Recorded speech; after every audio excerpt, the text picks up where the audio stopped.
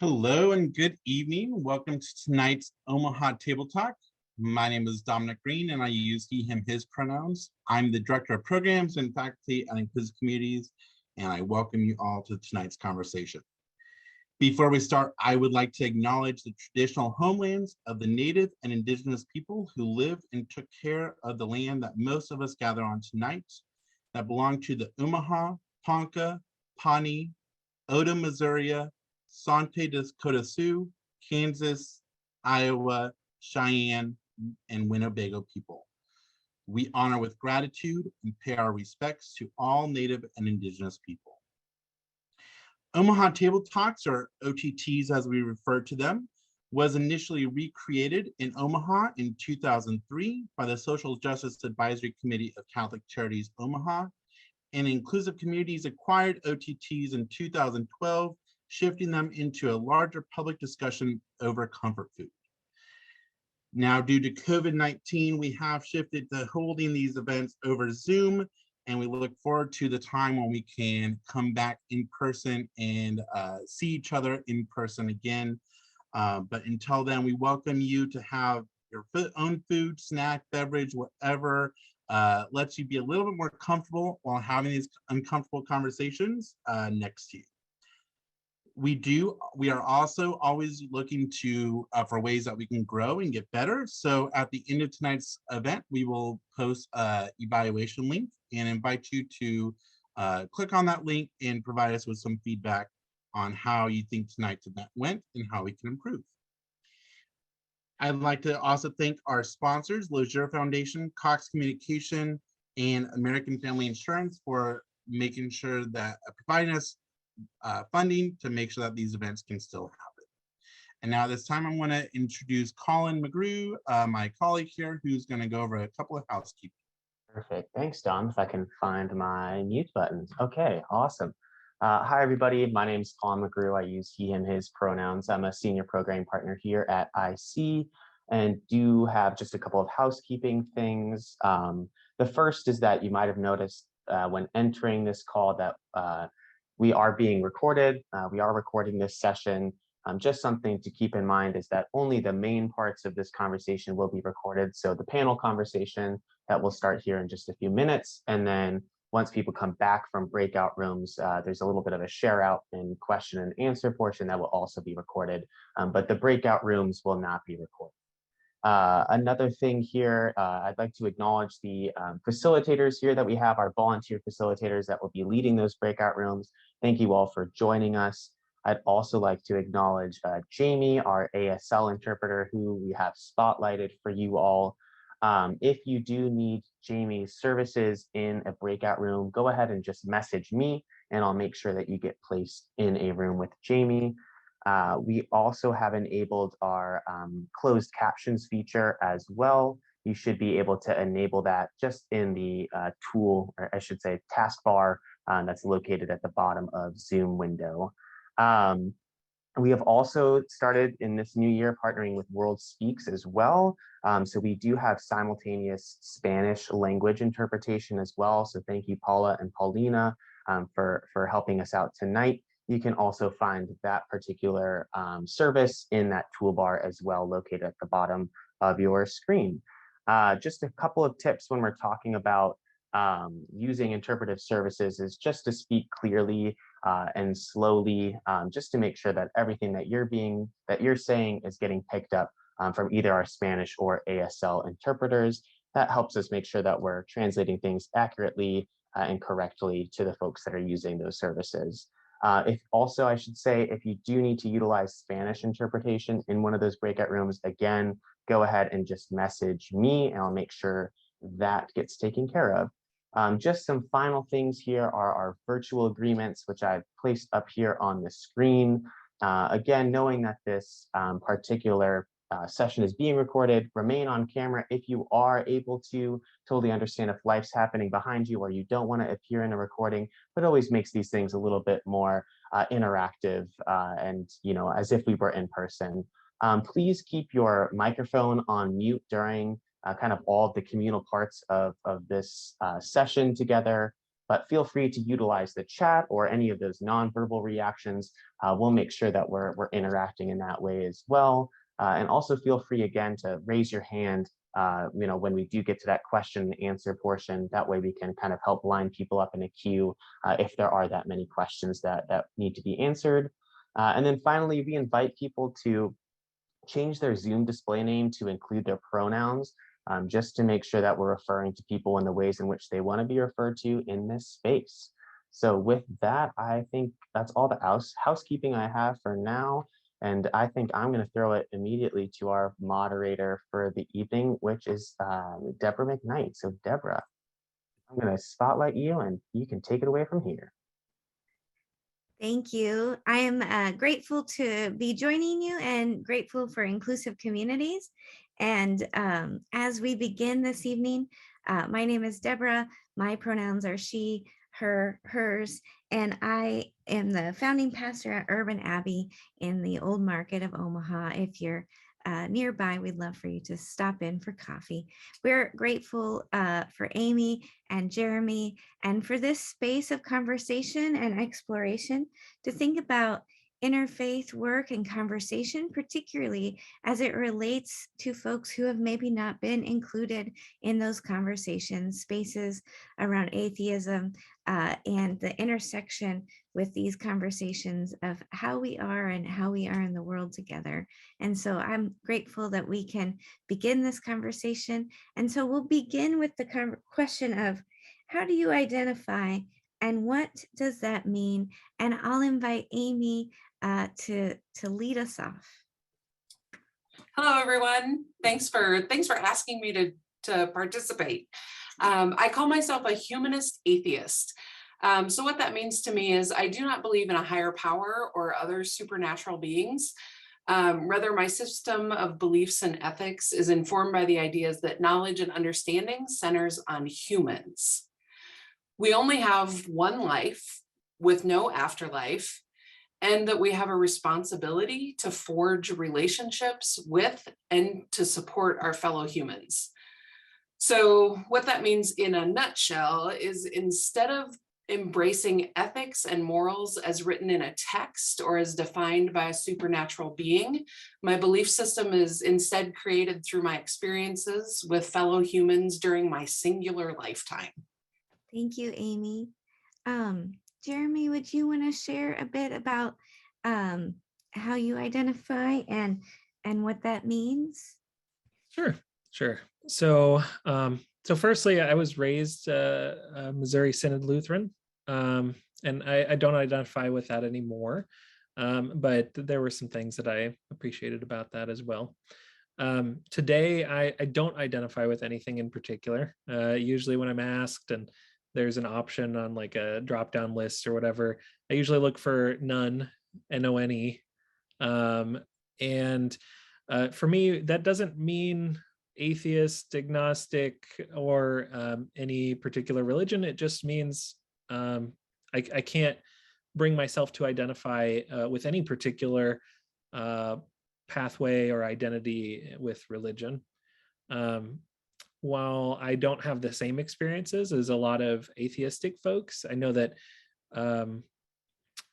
many folks who hear nothing in particular or none see that as part of kind of the same community, the same grouping. So there's some overlap there. Yeah, we'll start with that.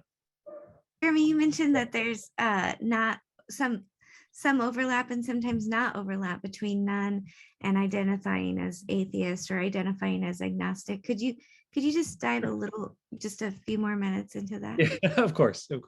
So somewhere around a quarter to a third of folks kind of identify in the realm of unaffiliated in some capacity in America. And an unaffiliated includes people who don't identify with anything like me, atheists, agnostics, secularists, humanists, spiritual but not religious, anyone who doesn't identify with a traditionally understood religious identity. Now, there's some overlap there, and just like all ways of life. There's some movement, between things like, some days even, or months or weeks or years or whatever, agnostic, atheist, humanist, it depends on the day a little bit sometimes. I think it's very important for us to understand that whenever we're having a conversation about religion in some way, and I'm using that very broadly, that it shouldn't necessarily exclude any particular person, or at least there should be space for people who wish to choose to be in those conversations. Thanks, Jeremy. Amy, would you, if you feel comfortable, say a little bit more about how you journeyed into your identity as a humanist, atheist, and maybe how that's different from none? Yeah, absolutely. Thanks for asking. So I'm going to go way back. We're going way back. We're going back to childhood. So I was raised by a single parent who worked a lot. So I attended every church in my tiny little town, all of them. I went to every Bible school. I went to every activity. I was Baptist, I was Lutheran, I was Methodist. I couldn't be Catholic. They were still kind of old school Catholics. So, but I was all of the others. And I went to all of them. And so I grew up with that. And then I married a pastor's kid, of all things. So my father-in-law actually was a Lutheran minister.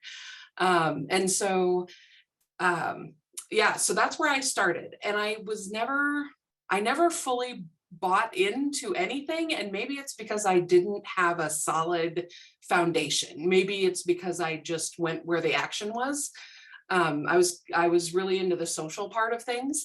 And then as an adult, I began to question. And as I did more and more reading and became an adult and learned more and more about how the world seemed to me to work, my fellow humans, the people around me, became much more important than the belief systems that I had learned about as a child.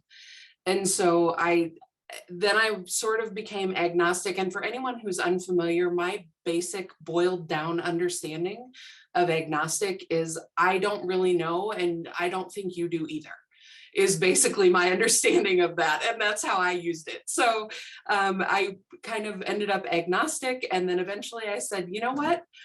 I just don't believe in any of it. I think we only have one life. There is no afterlife. There's no one pulling strings anywhere. I think this is it. And I think we have to make the best life that we can because of that. And that's how I ended up there. So did that fully answer your question, Debra? Yes, wonderful. Okay. Thank you. Yeah. While you're unmuted, the next question I'd ask is, when we think about interfaith work, how do you define interfaith work? And then we'll move into like maybe what it's like to be in interfaith work or in Omaha as an atheist. Sure. So I've always lived in either the Midwest or the Deep South. I've spent most of my life in the Midwest. I have lived in Omaha for a larger part of my life than I have not lived in Omaha. So I've been here a long time. As I mentioned, I grew up in a small town, a very rural area. And so I feel like in some ways my entire work life has been interfaith work. If those of you who are from the Midwest, maybe you might understand that a little bit. And then for a decade in the late 90s and early 2000s, my husband actually worked as a music director and a youth group director for various Lutheran and Methodist churches, which was very comfortable for him. And again, it was not my work responsibility, but some of you may know about the kind of spousal expectations that go along with church work. And so at that point, I would describe myself as more agnostic or searching. And I think during those years I was silent a lot. But I always wanted to respect the people around me and I've always been very, very social and very focused on building relationships and having positive experiences with the people around me. So that's how I worked through that. But I, of course, didn't discuss my non-belief because it wouldn't have been, I look back now and I probably could have done that safely. I carry a lot of privilege, and so it's safe for me to say, I don't believe. I'm white, I'm not poor, I'm cisgender, I'm married to a man, I have children, I have lots of privilege. I'm educated. I have lots of privilege that other people don't. So I probably would have been perfectly safe, but I didn't go into that at that point. Yeah, and then my father-in-law was a Lutheran pastor. I've done some work with his family to kind of reconcile my own non-belief with their strong belief. Fortunately, they're ELCA Lutheran, so they're a little more, I don't want to use the term loosey-goosey, but they're a little more open. And so it hasn't been as hard as it could have been. Do you mind if I bounce off something there? Yeah, go for it. I just want to mention, the story that you have in particular of always kind of being in some level of interfaith dialogue. Not only is that, that's it's important to recognize that that's commonplace among atheist folks, marginalized religious communities, etc. Actually, I'm a nerd. If you haven't learned this yet, you will learn it very quickly. The PRRI, Public Religion Research Institute, they did a study on Nebraska on people engaging with religious diversity in the workplace. And it's almost like 90% of people that engage with someone from a different religious background on a weekly basis. And I think it's really important for us to recognize that interfaith dialogue or interreligious dialogue, interworldview dialogue, however you want to describe it, is happening all the time, right? It doesn't happen only in exclusive spaces for that intended purpose. Jeremy, would you want to share a little bit, maybe in a deep way or a nerderific way of interfaith work, how you name it, define it, and your experiences of it, which are personal and professional? Right. So let me start with, I'll add a little more to my sort of religious background. So when I was in college, I was struggling with my own bigotry around religion, but I actually met a couple that were from the Baha'i faith background, which isn't very well known in general, but it's a smaller religious community, very nice. And they tend to have a deep love for interreligious, interfaith dialogue. That was a lot of the reason why I started to get interested in different religions and eventually doing religious studies and, trying to do things to promote the welfare of religious communities that I wasn't necessarily a part of. Interfaith to me is, we can define it a lot of different ways. And the first way, is the way that I prefer it to be, which is that, it's an opportunity for people who particularly believe different things or affiliate with different things to talk together. And just to unwrap that a little more, I see that as including all people in some capacity, because I see it as how people who relate to religion differently engage with each other, right?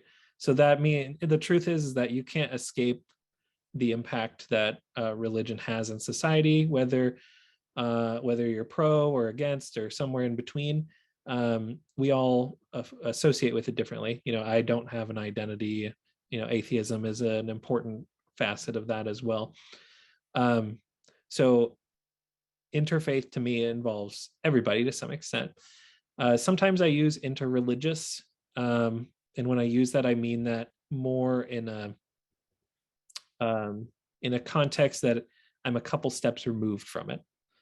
Interfaith is, a personal storytelling. A lot of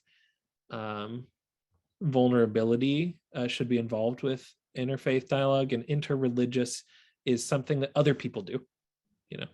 And that's just how I define those things. But I'll just keep going. I could talk about this all day. You tell me when to stop. So faith has actually been a little bit of a controversial term, even in the interfaith community, in the people, with the folks who associate with it in some way. In fact, so I am the education and program director at Trifaith Initiative, and I know that even the term for that organization was met with some controversy by internal folks. Faith is faith, which in a sense means really, a sincerely held belief, or a trust in belief. Is that really what makes you part of a tradition, right? You can self-identify with a religion or tradition or path. You can do the practices. You can be, associated in some other way. You can have the habits of people who grew up in that tradition. There's a lot of different ways that you could see how people relate to religion. And faith is just one of them. So interfaith dialogue has been met with some critique, because it does tend to centralize belief and thoughts over all other things, and this idea that people deeply commit to beliefs and thoughts over all else.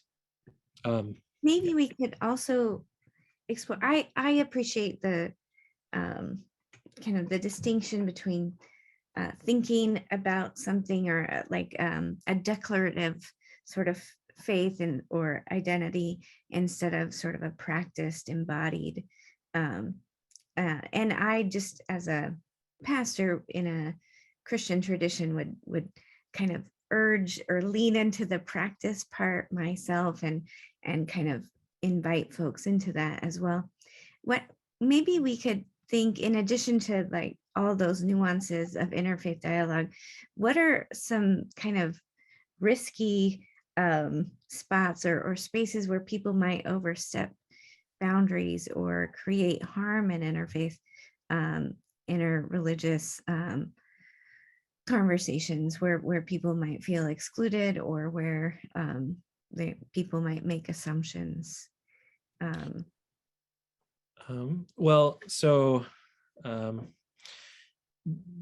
Truth is that not everyone is represented equally in interfaith dialogue, or equitably, or any of the things.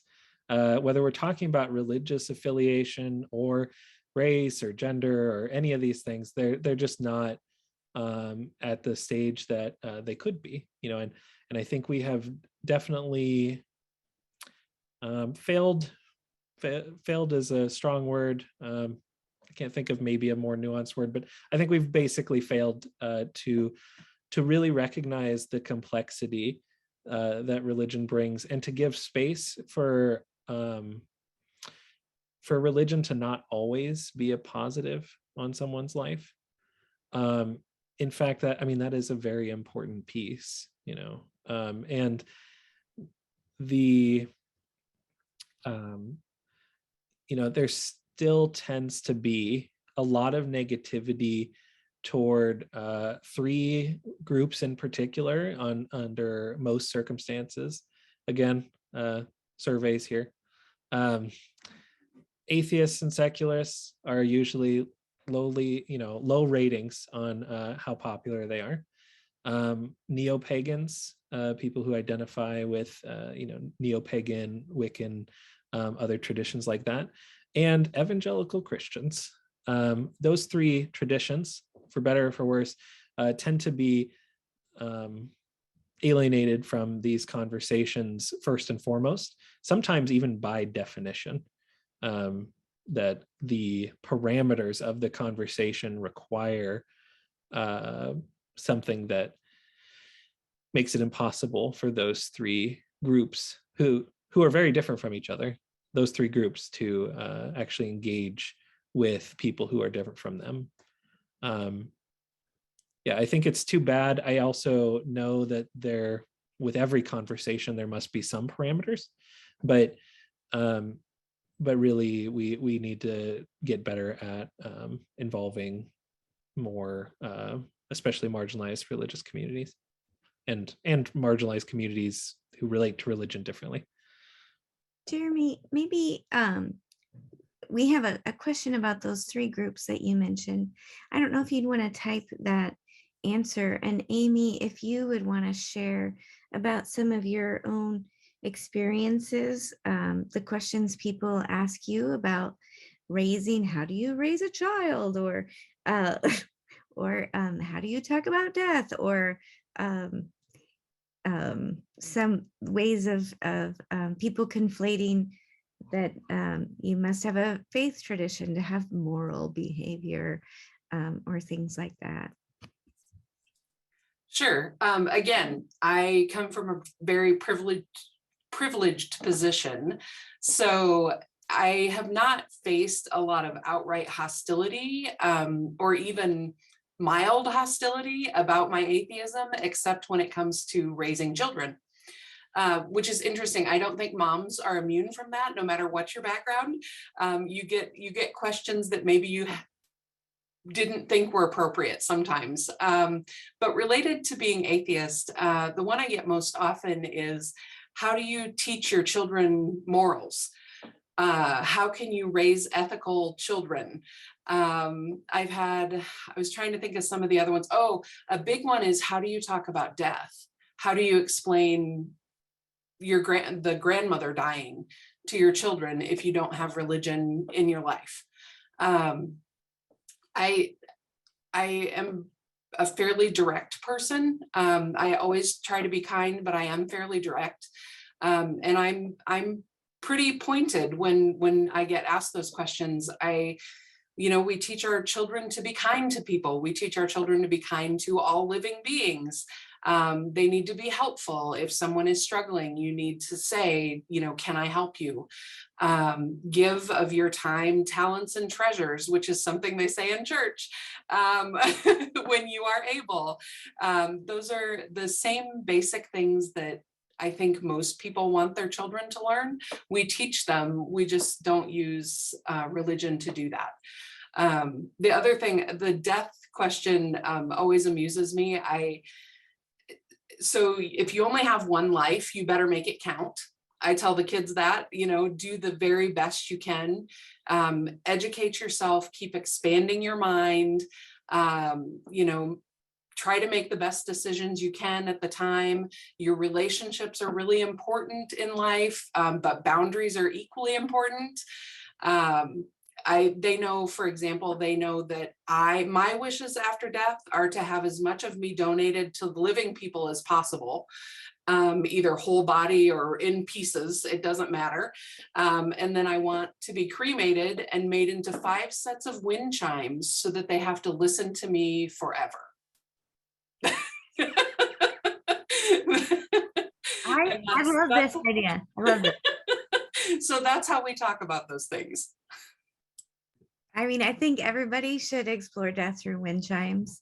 And I'm not sure, actually, just even like as a pastor who interacts with death and hospice a lot, that nobody does a great job of talking about death almost anywhere, and everybody's terrified of it. And we should all be having conversations about death so we live life well. And so I appreciate your exploring it so honestly. Jeremy, any as you think about your experiences identifying as none or not identifying, and being none, any of that kind of, any interactions with folks that you would share that might grant wisdom to the whole group on how to better interact with folks in the future? Well, firstly, I'll mention that, I work at Trifaith Initiative, and I don't know how many times I've been assumed to be Jewish, Christian, or Muslim by various people. Just depends on where I'm at in the room. They tend to think I don't belong there necessarily in general, or, that I'm not part of the community that is majority represented there. So my policy, and this is what I've integrated into my own programs, is that number one, we start with talking about ourselves, right? We're not speaking on behalf of an entire identity. It's never really, and I'm using never very seriously here. It's never true, okay? Speaking on behalf of all Christians, all Jewish people, all Muslims, all atheists, or whatever, all nuns, is always going to be false. There's going to be so many exceptions that it tends to not be accurate. So I strongly believe that if we invite people to speak from their own experience, from their own expertise, then you actually get at more meaningful ideas and experiences than you would if you start with, like, as a Christian, what do you believe? Well, maybe we should turn that around and be like, what do you believe? And if you want, you can ask, what does Christianity have anything to do with it? Right. Really starting with that individual experience is very important. I don't have kids, but I do know that as nothing in particular, I don't end up receiving the same critiques around faith in general as I would if I did publicly identify as atheist. I know that there's kind of this assumption that, especially people who are nothing in particular, or spiritual but not religious, or whatever, that there's like some kind of hope that they're going to be faithful at some point. So to some extent, that has actually been a benefit for me in a way. As we come to kind of the first, like a pause in our panel conversation and prepare to move into the table talk conversations or the individual small group conversations, I wanted to ask Amy and Jeremy, what would you say we need to do in Omaha? What actions could we take to make Omaha a more welcoming, more inclusive space for folks to feel at ease and identify in the way that fits them best? Well, as Jeremy said, I am speaking for myself. I'm not representing anyone or anything here. And my opinion and experiences are mine.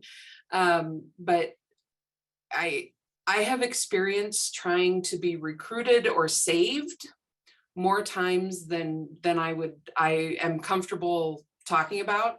I would love to be invited to community-focused events and have people be intentional about sharing a sense of community without going into recruitment mode.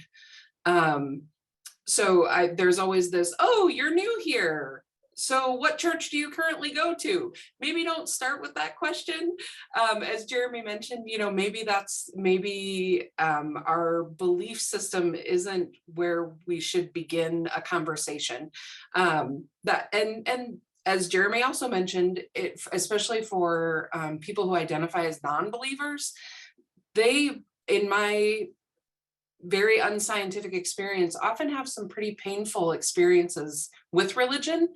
I do not have that, but I know many, many people who do. And so starting with why they don't have a church home is maybe not the best initial question.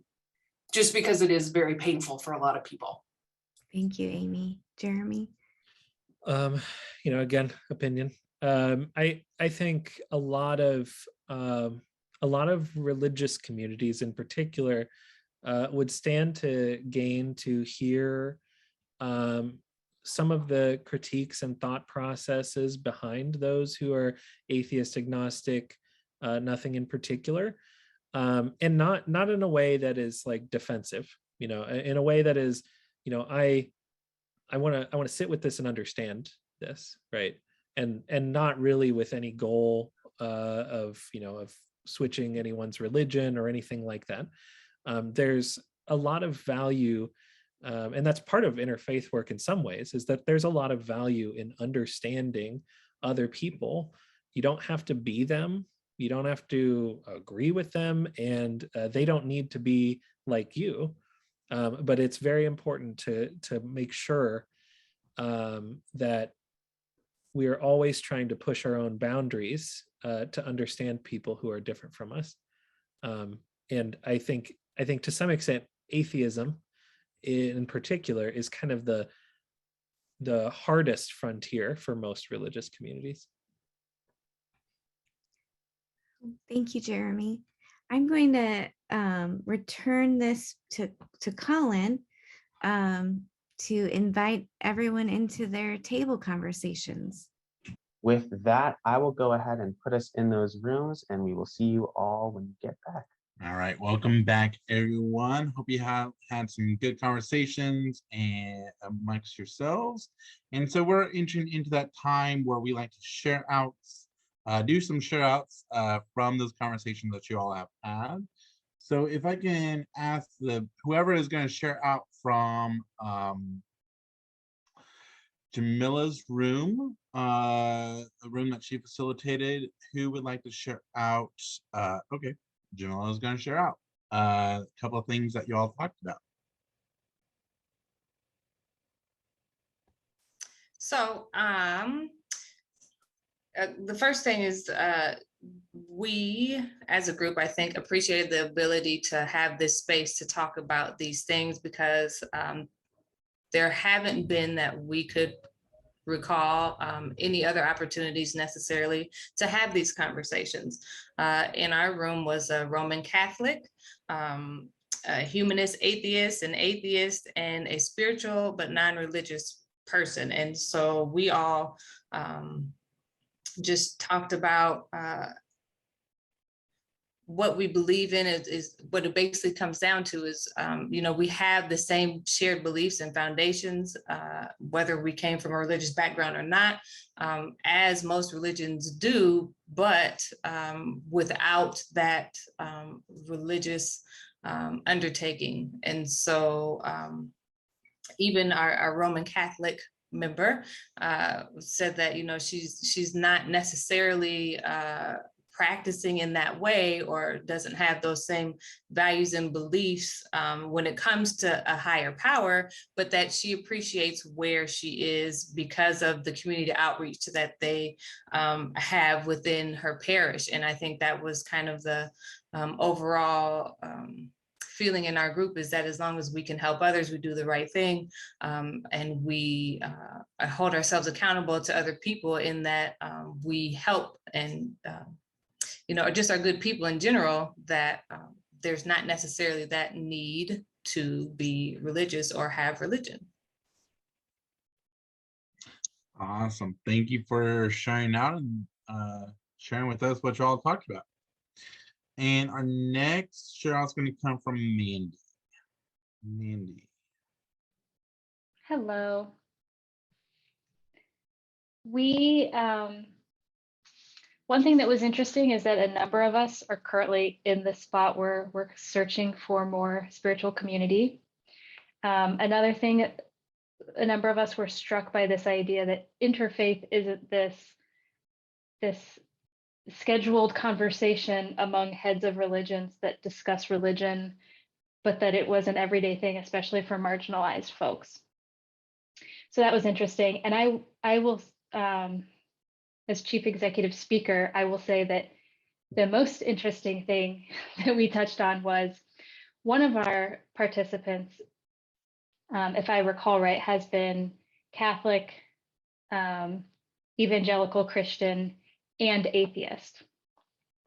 So 2 of the 3 most alienated groups. And when we got to talking about action, he said one thing that he likes to do is remember what attracted him to the other belief systems, because they are so different. So even now as an atheist, he can, at least the way I interpret it is, he can have empathy for these other groups because he knows what attracted him to them and made him love being a part of that community. So that's something I hope to take with me too. Awesome. Thanks for sharing, Mandy. So we do have a few moments here to open up to questions and answers from you all to the panelists. I said that wrong or right, I don't remember. If you have questions for the panelists, including Debra, now is the time to ask them. So you can either put those in the chat or raise your hand in Zoom, either virtually raise your hand or physically. And Colin and I will do our best to catch it and invite you to unmute yourself and pose your question. Jamil. So one of the things I forgot to mention that our group talked about was that many of us enjoy the rituals and the traditions of being in a church community, and you know, that thought of having a God or a higher power that will come and save you, as I quote, "come and save your ass." So how do you all feel about that? And are there certain aspects of that aspect, I guess, of like rituals and traditions and habits and senses of community that you all have found in other places, or that you kind of implement and make your own in other areas of your life, to supplement for that?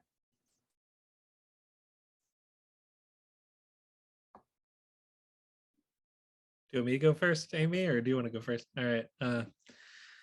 So let's see how. Basically, if I understood your question, it was whether a ritual has continued to impact my life in any capacity, and what it may or may not have to do with belief to some extent. So firstly, I would say that I think I mentioned a little bit earlier, but you know, most of us, and not all, are raised with some kind of relationship to religion, and there's something about at minimum either the nostalgia or the trauma from that, you know, past that we bring with us, and if it is a more positive circumstance, you know, even if your thoughts have changed, of course, our sort of habits and the maybe even better described as sort of our emotional habits, you know, that in certain contexts we feel a certain kind of comfort or connection to the people around us. I think I certainly feel that way often, you know, not all the time. It depends on the place that I'm at and the space that I'm in. I also think that the something that has sort of, you know, like I said, I'm nothing in particular. I'm not sure if it's spiritually feeding me or socially feeding me, or, you know, whatever it is. I think it's been very valuable to really try to understand, and not cerebrally, right? We're not talking about thoughts all the time, but kind of feel what other people are feeling as best as I can. You know, it's not a perfect situation, but especially as it pertains to like religious rituals and things like that. You know, I hang out with Jews, Christians, Muslims all the time, and pagans, atheists, Buddhists, Baha'is quite often as well. So yeah, I know I'm meandering, but Amy, would you like to jump in? Sure, I can speak from the point of view of my immediate family. So one really bizarre tradition, and I didn't know that it was strange until my husband was like, "What the heck is that?"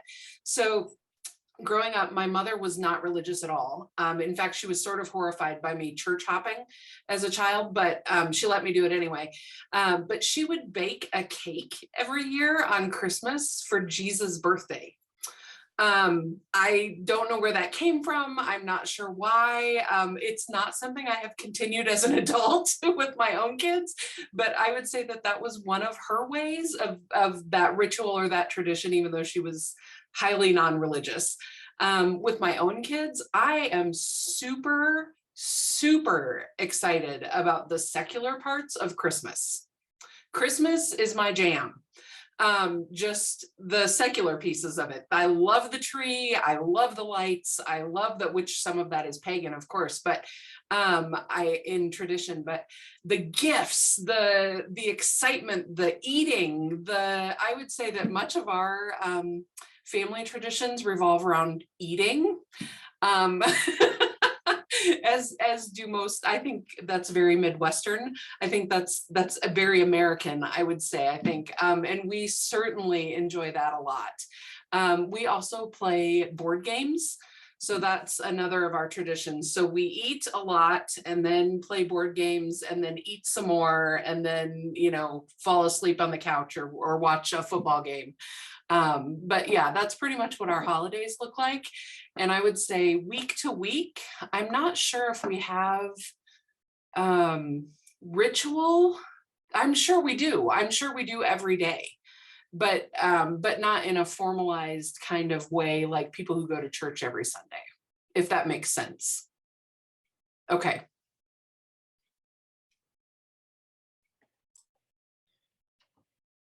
Thank you for that question.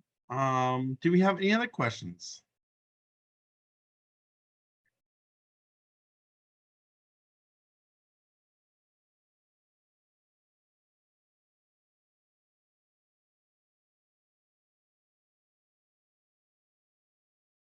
Debra, do you have a question that maybe we didn't get to or that has come up that you might want to ask?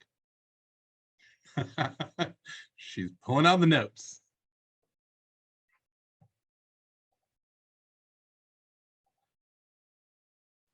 Debra, you're on mute. And it looks like. Do you have a question from DK? Okay. I just wanted to say thank you for hosting this. Thank you for being here. Absolutely. Debra. Thank you. One question that we kind of maybe touched a little bit, but not could maybe go in a little more was this thought about embracing atheist critiques, like what faith communities, what individuals might gain from listening with open ears and hearts to critique and comment and question from folks, which I think is part of an ethic at large about how faith traditions have sometimes wanted to be absolute in authority and in knowledge and in giving answers and in like making beliefs a certain way. And so maybe not every church or institution is probably, there's probably a diversity of ways that folks are inclined to do that or not. But what would be some of the atheist critiques, Jeremy, in particular in your field, that you would want to invite conversation around or share? Sure. So the main person or author that I think of on this topic is a Christian theologian named Peter Rollins. I think he might be in like the resource guide. So one of the main ideas that he really pushes forward is a thing that he calls pyrotheology, and it'll make sense in a second. basically the question is, and he kind of positions it for Christians, but it holds true for really anyone who identifies with an organized religion. If God is not real and the church is on fire, what is the role of your religious identity? And really leaning into this idea that your the way you live, the way you engage with life should be more than those two things, especially as religion and religious identity really should in some ways, I think, inform how you think about the world. I think that has a lot of value for religious communities. There's and actually he does a thing for Lent that he calls Atheism for Lent. During Lent you give up something, right? So in his view, maybe you should give up God for Lent and listen to some of the philosophies and critiques that atheism has brought, and see how it can engage your perspective on life.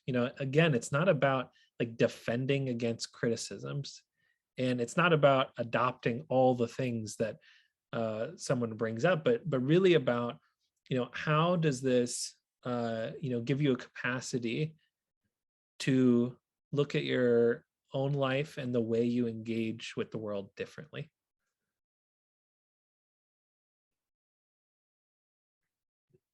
Thanks, Jeremy.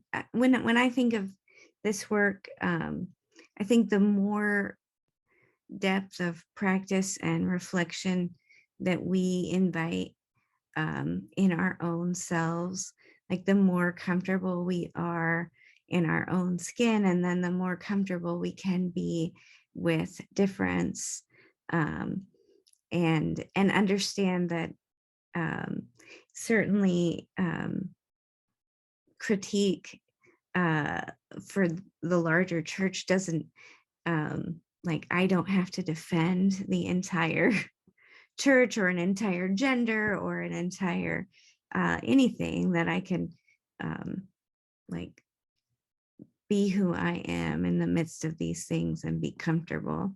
And so I think we all do that work of practice, or should all do that work of practice and reflection on who we are and how we are in the world, and how we have those conversations.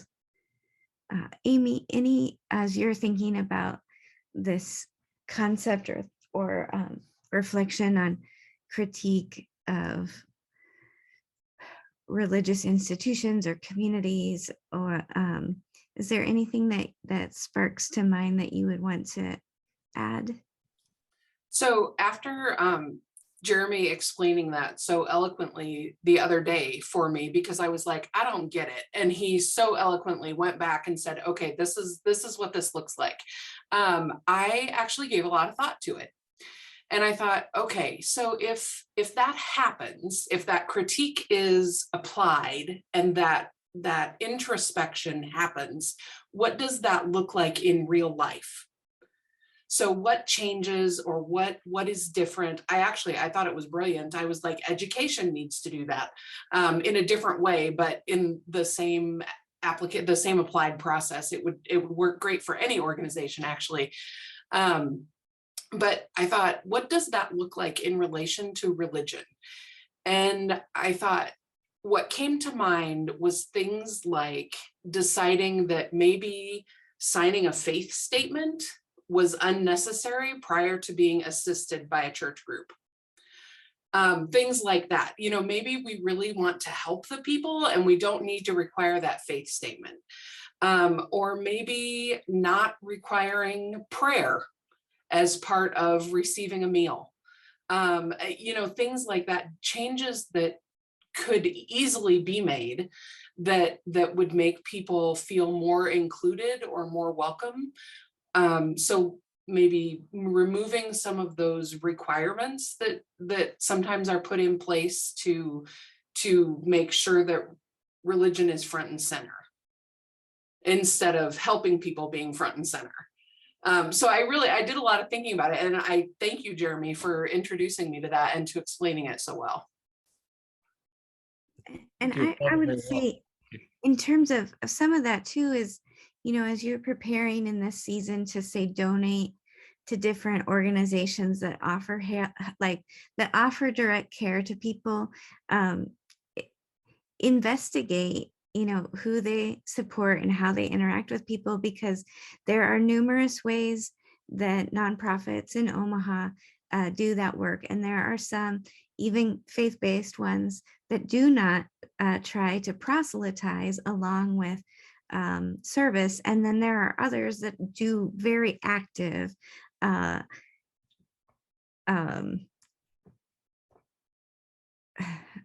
proselytizing as a part of receiving a meal or receiving some services. I see that we have a hand up from Rosalind. You know, I have a quick story to share, and I don't know if this will be helpful or not. And I apologize that I was so late coming, but I did not receive the link until the breakout session started, so I didn't hear the panel. But probably I'm the Roman Catholic that was in one of those meetings, and probably the best spirituality conversations that I have had in the past few years are with my son-in-law, who is an atheist and is married to my daughter, who is still somewhat of a practicing Catholic. And she and her daughter, oldest daughter, have been part of the music ministry at their parish in California. And dad has, you know, stayed home with the younger children. He does, you know, he's not religious at this point. And we've had some great conversations about his belief system and my belief system and how they interact. And he came to Omaha a few years ago at Christmas time, and he came to Mass with us, with the whole family. And we had a horrible homily that day. I mean, I was just embarrassed. It was so bad. And the next time I went to California, he was playing his guitar with the music group at Mass. And I talked to him afterwards and I said, you know, I was surprised. And he said, you know what? He said, I'm the dad. And we have 2 children. And we've made a decision that together we are going to allow them to learn about the Catholic religion. And they'll make their decision as adults. But he said, you know what? I'm the dad.